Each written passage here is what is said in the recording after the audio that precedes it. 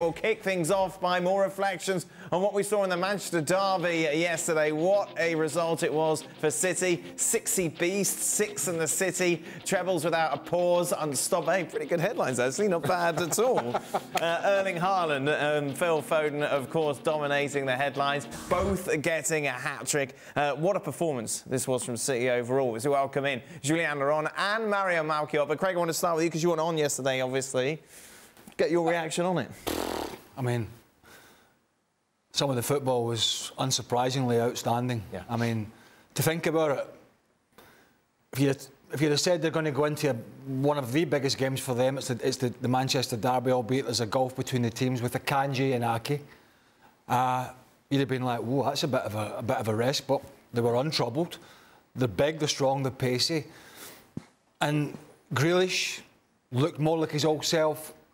You know, confident, piercing into that final third. And obviously the main guys, De Bruyne, Phil Foden and Haaland, who got all the headlines. But yeah, I mean, you could say they were aided and abetted by Man United in a certain way, but don't know, Shaq. That was pretty unstoppable stuff. It was, and I think that's the hard thing to take if you're Manchester United. As was said in yesterday's show, I don't think anybody's stopping City when they're in that kind of form. A Manchester derby, Manchester United coming into this one, winning their last 4 in the league, and you wanted to see exactly what they were made of. They suggested it was a whole lot more than that, with good performances against Liverpool and Arsenal. But then you come up against that, and it's hard to convince a team that, yeah, you just have to take that beating and pick the pieces up and move on. Dust yourself off.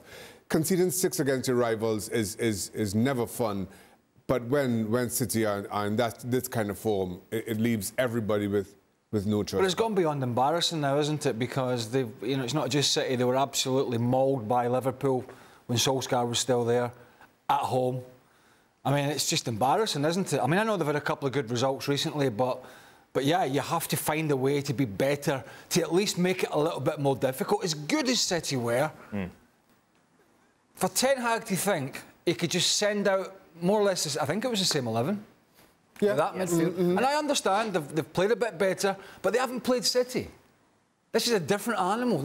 You know, it's like Eriksen's been great for them, but surely to God, Ten Hag knows he's going to need some more protection. Guess what? Grealish floats, Foden floats, De Bruyne floats. Haaland's going to take up the 2 centre-halves. He's got to have known that it had to have...